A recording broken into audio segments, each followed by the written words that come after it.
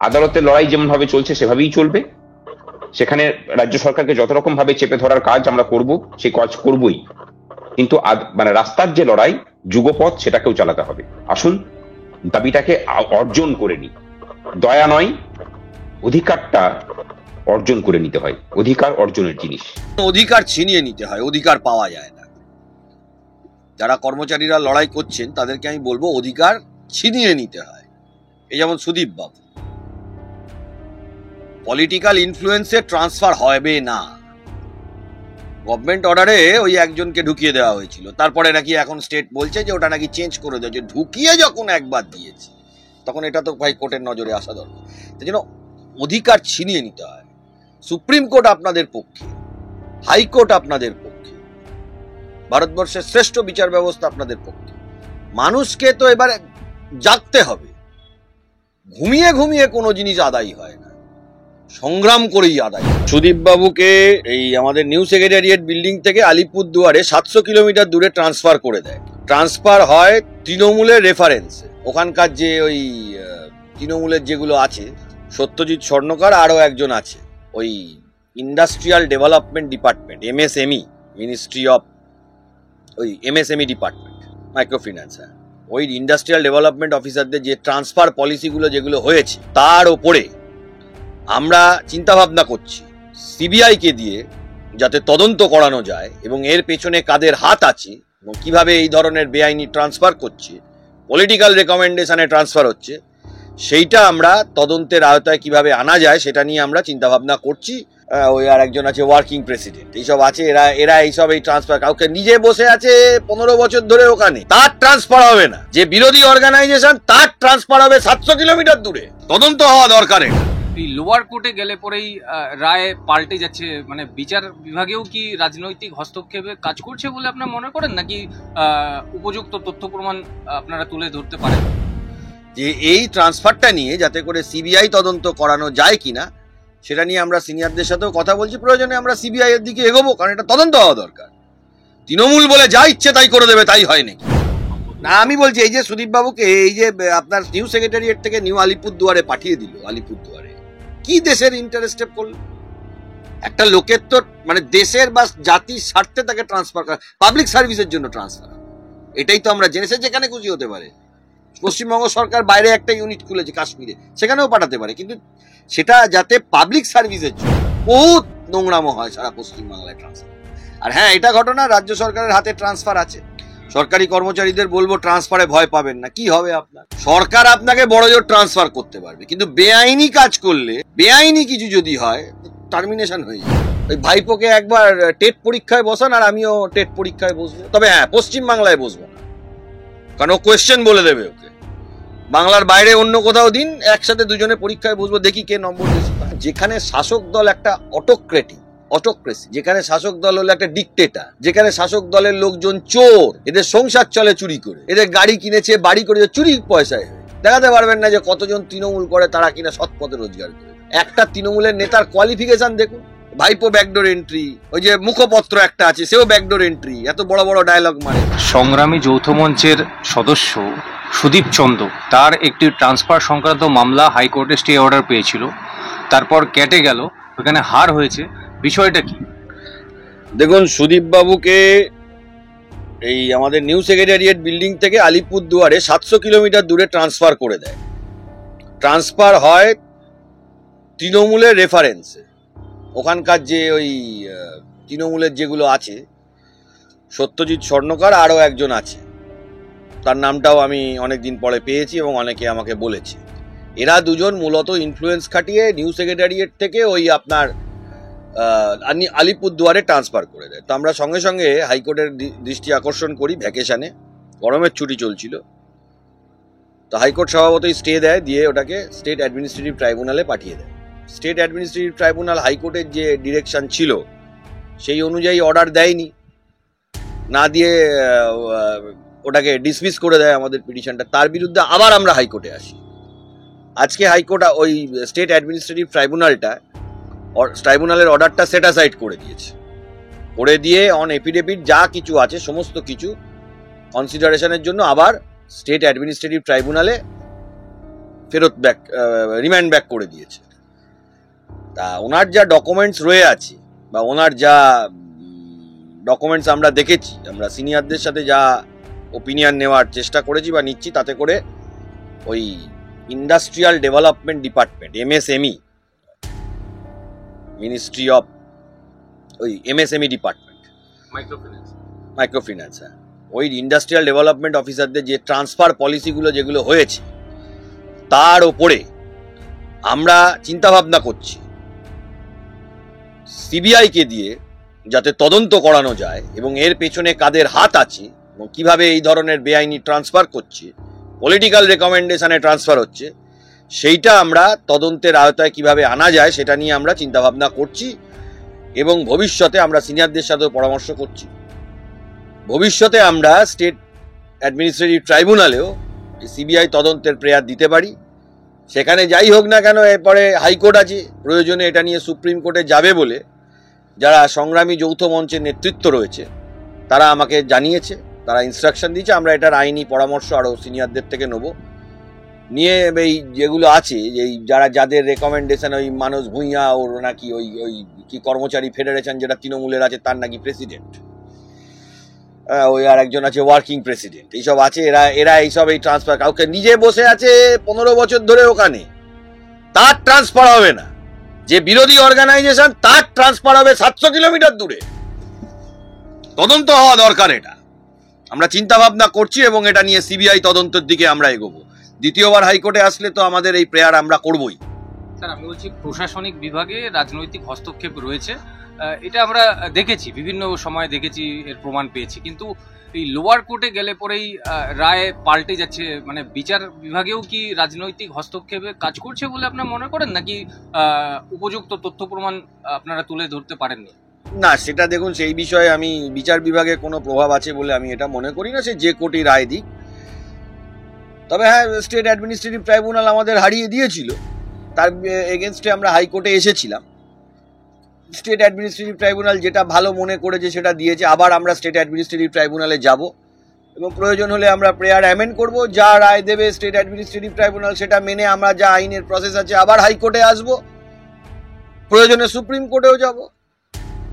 আইনের যা প্রসেস আছে, যেরকম হাইকোর্টে যেগুলো ডাইরেক্ট হাইকোর্ট হয়, single bench, division bench, supreme court, এখানে যারা সরকারি কর্মচারী সেখানে আপনার state administrative tribunal, high court, supreme court, এই তো আমাদের বিচার ব্যবস্থার যা সিস্টেম। তাই যা রায় দেবে সেটা, কারণ আমরা এবারে চিন্তা ভাবনার মধ্যে রাখছি বা সংগঠনের যারা নেতৃত্ব রয়েছেন সংগ্রামী যৌথ মঞ্চে তারা আমার ইনস্ট্রাকশন দিয়েছেন যে এই ট্রান্সফারটা নিয়ে যাতে করে সিবিআই তদন্ত করানো যায় কিনা সেটা নিয়ে আমরা সিনিয়রদের সাথেও কথা বলছি। প্রয়োজনে আমরা সিবিআই এর দিকে এগোবো, কারণ এটা তদন্ত হওয়া দরকার।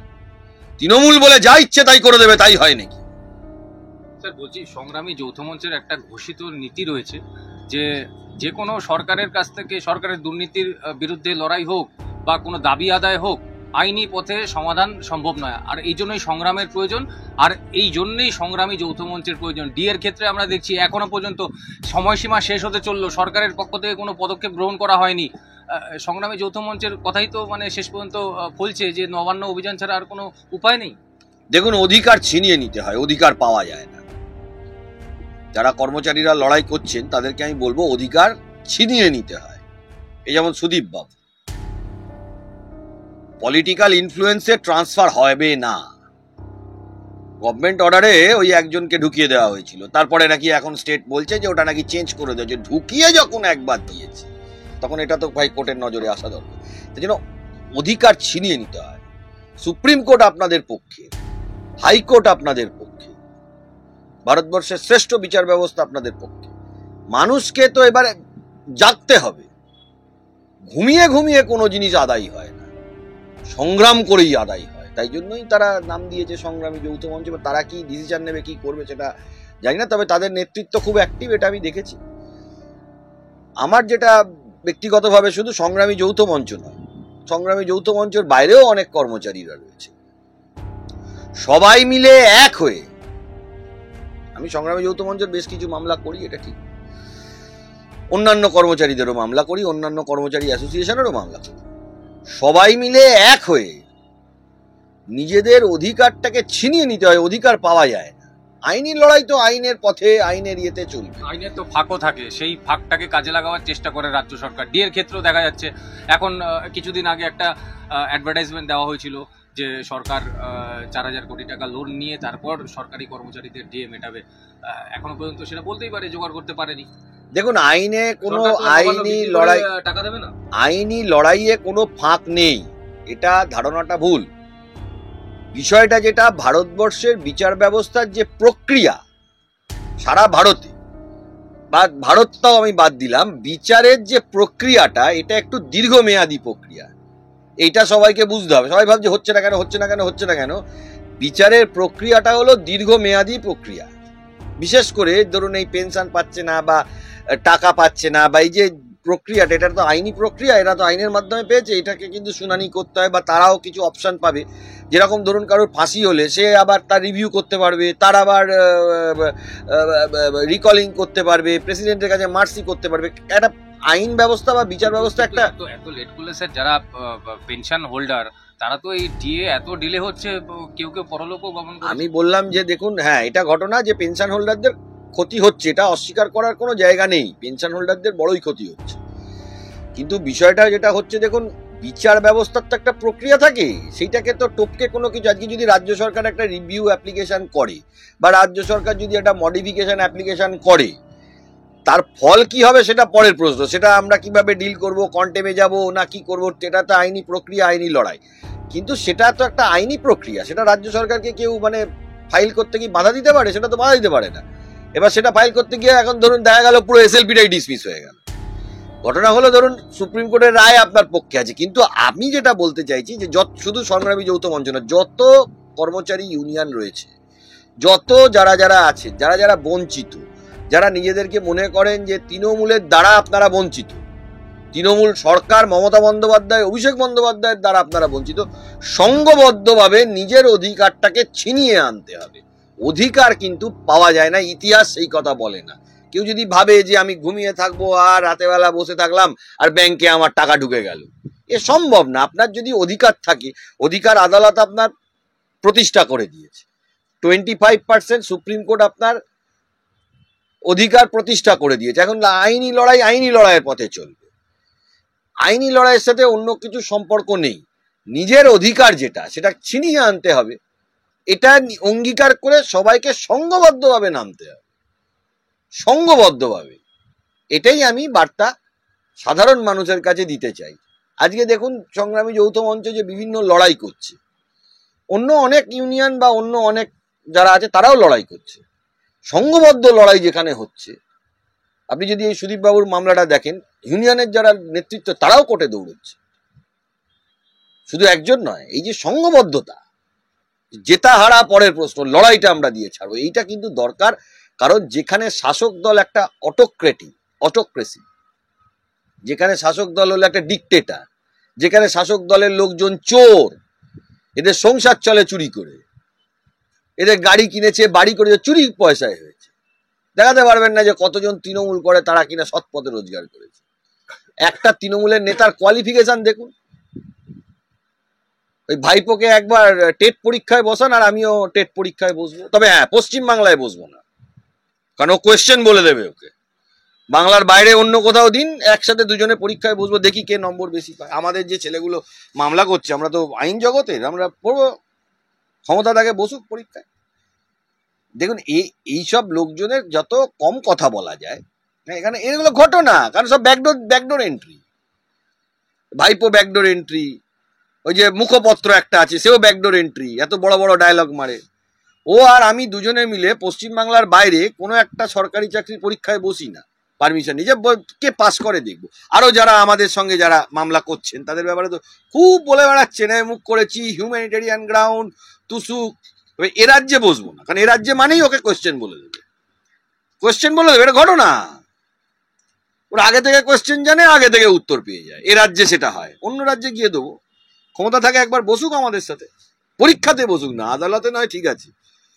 এইসব গায়ের জড়ি করে চলা এরা লোকজন, তাই এদের বিরুদ্ধে এরা যে ভাষা বোঝে, যেমন সরকারি দপ্তর, তাকে বোঝাতে হবে সিবিআই। এডুকেশন ডিপার্টমেন্ট দেখুন, সিবিআই হয়েছে, এখন অনেকটা সোজা হচ্ছে। সিবিআই হয়েছে, এডুকেশন ডিপার্টমেন্ট, 2-4টে ডিপার্টমেন্টে সিবিআই হওয়া প্রয়োজন আছে, এবং কোর্ট মনিটরিং সিবিআই, যাতে করে সিবিআই আবার কিছু আবার এদিক ওদিক না হয়ে যায়, কারণ কোর্টের মনিটরিংটাও প্রয়োজন আছে। এই ট্রান্সফারটা নিয়েও আমরা চিন্তা ভাবনা করছি, যদি প্রয়োজন হয় আমরা সেন্ট্রাল ব্যুরো অফ ইনভেস্টিগেশনকে দিয়ে পশ্চিমবাংলার যে ট্রান্সফারগুলো আছে বা এই ট্রান্সফার যেগুলো হচ্ছে সেটাকে একটা তদন্ত করানোর, কারণ ট্রান্সফারে আমরা জানি কি হয়, এই যে প্রাইমারি টিচার, সেকেন্ডারি টিচারদের যে ট্রান্সফার, ইচ্ছাকৃতভাবে একটা লোককে দূরে পোস্টিং দিয়ে দেবে, তারপর পয়সা খেয়ে আবার বাড়ির কাছে, এটাও হয়। আবার পলিটিক্যাল ইনফ্লুয়েন্সে হয়, দুটোই হয়। অ্যাডমিনিস্ট্রেটিভ ইন্টারেস্টে ট্রান্সফার আপনি খুব কম দেখাতে পারেন, যে দেশের জন্য ট্রান্সফার হচ্ছে। নামও দিয়ে দেওয়া হয়েছে খুব সম্ভবত। না, আমি বলছি এই যে সুদীপ বাবুকে এই যে আপনার নিউ সেক্রেটারিয়েট থেকে নিউ আলিপুরদুয়ারে পাঠিয়ে দিল, আলিপুরদুয়ারে কি দেশের ইন্টারেস্টে করলো? একটা লোকের তো মানে দেশের বা জাতির স্বার্থে তাকে ট্রান্সফার করা, পাবলিক সার্ভিসের জন্য ট্রান্সফার, এটাই তো আমরা জেনেছি। যেখানে খুশি হতে পারে, পশ্চিমবঙ্গ সরকার বাইরে একটা ইউনিট খুলেছে কাশ্মীরে, সেখানেও পাঠাতে পারে, কিন্তু সেটা যাতে পাবলিক সার্ভিসের জন্য। কোয়েশ্চেনটা এইটা, ম্যালাফাইড ইন্টেনশন হলে তো সেটা সবসময় আদালতের কাছে আমরা আসতে পারি। তবে হ্যাঁ, আমরা চিন্তা ভাবনা করছি ট্রান্সফার, এর আগেও একবার ট্রান্সফার নিয়ে আমরা চিন্তা ভাবনা করেছিলাম, সিবিআই যাতে হয়, কারণ এই বহুত নোংরামো হয় সারা পশ্চিমবাংলায় ট্রান্সফার। আর হ্যাঁ, এটা ঘটনা, রাজ্য সরকারের হাতে ট্রান্সফার আছে। সরকারি কর্মচারীদের বলবো ট্রান্সফারে ভয় পাবেন না। কি হবে আপনার, সরকার আপনাকে বড়জোর ট্রান্সফার করতে পারবে, কিন্তু বেআইনি কাজ করলে, বেআইনি কিছু যদি হয় টার্মিনেশন হয়ে যাবে। সরকার করলে আবার কোর্ট আছে, কোর্ট করলে কি হবে, যে 26,000 চলে গেছে, সুপ্রিম কোর্ট রায় দিয়ে দিয়েছে, কি হবে? হয়েছে তো ভারতবর্ষে, এটা তো কোনো অবাস্তব কথা বলছি না। তাই সরকারি কর্মচারীদের বলবো, আইনে যেটা আছে, দেশের স্বার্থে যেটা আছে, রাজ্যের স্বার্থে যেটা আছে, সেইটার ওপর বেস করে আপনারা চলুন, যেরকম অন্যান্য রাজ্যে চলে। এ রাজ্যে তৃণমূলের ভয়ে কিছু করে ফেললাম, তৃণমূল বলছে বলে আমি করে ফেললাম, এই ধরনের জিনিস যদি করতে গিয়ে ভুল হয়, আপনাদেরও তো ক্ষতি হবে। কারণ আইন আদালত আছে, হাইকোর্ট সুপ্রিম কোর্ট আছে, আর যারা লড়তে পারে তারা হাইকোর্ট সুপ্রিম কোর্ট লড়বে, লড়ছেও তারা, এবং যারা আদালতে সঠিকভাবে সেইভাবে লড়াই করছে তারা আদালতে ফল পাচ্ছে, অনেকেই লড়াই করছে।